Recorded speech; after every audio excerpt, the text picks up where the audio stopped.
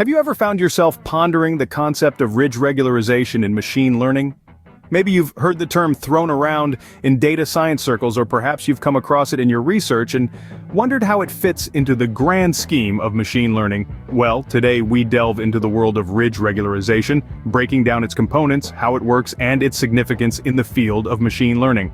Ridge regularization, also known as ridge regression or Tikhonov regularization, is a technique used to analyze multiple regression data that suffer from multicollinearity.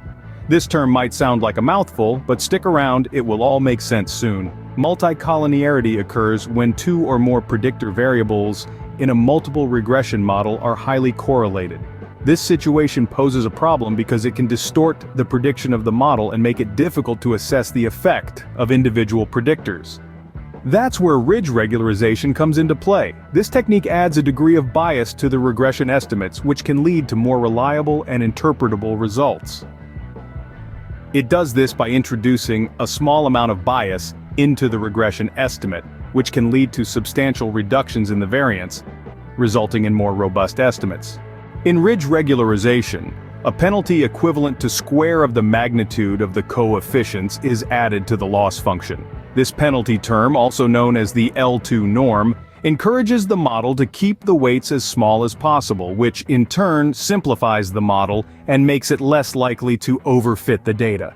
Now that we've covered the basics, you might be wondering how ridge regularization works. It's actually quite straightforward.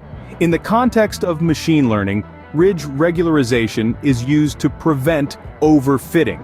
Overfitting is a common problem, where a machine learning model performs well on the training data, but poorly on unseen data. Ridge regularization works by shrinking the coefficients of the predictors. However, it doesn't eliminate them completely. This differs from other techniques, such as lasso regularization, which can shrink some coefficients to zero, effectively excluding them from the model. Ridge regularization is particularly useful when dealing with high-dimensional data, where predictors outnumber the observations, or when a data set has multicollinearity. It helps to stabilize the estimates and improve the prediction accuracy of the model. To sum it all up, ridge regularization is a powerful tool in the data scientist's arsenal. It helps manage multicollinearity, prevents overfitting, and ultimately leads to more accurate and reliable machine learning models.